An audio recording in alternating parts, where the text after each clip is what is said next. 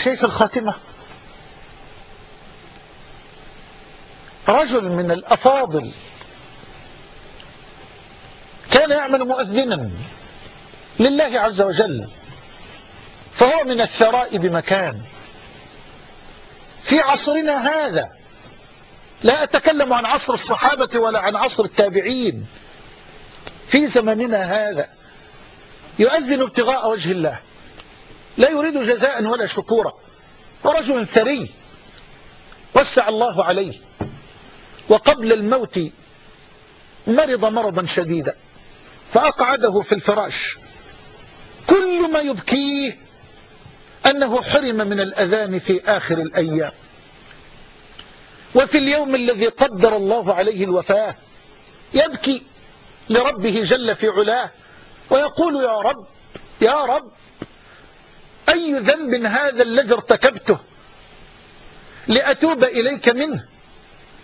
أي ذنب هذا الذي حرمني من الأذان في آخر اللحظات لأتوب إليك منه؟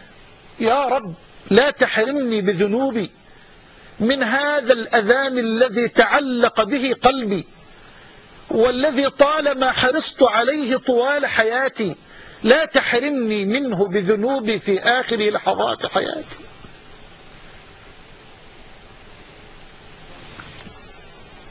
وحان وقت العصر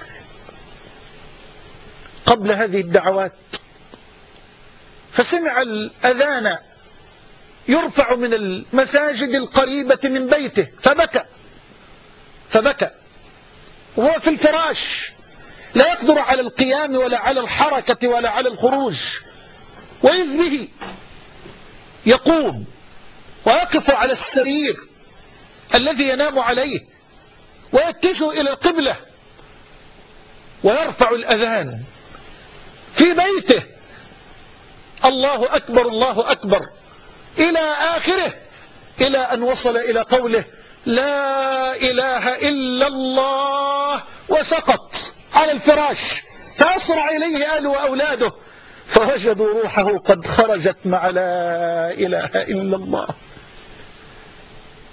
يا لها من خواتيم، يا لها من خواتيم. قال عليه الصلاة والسلام: إنما الأعمال بالخواتيم، إنما الأعمال بالخواتيم. يا رب استرنا ولا تفضحنا.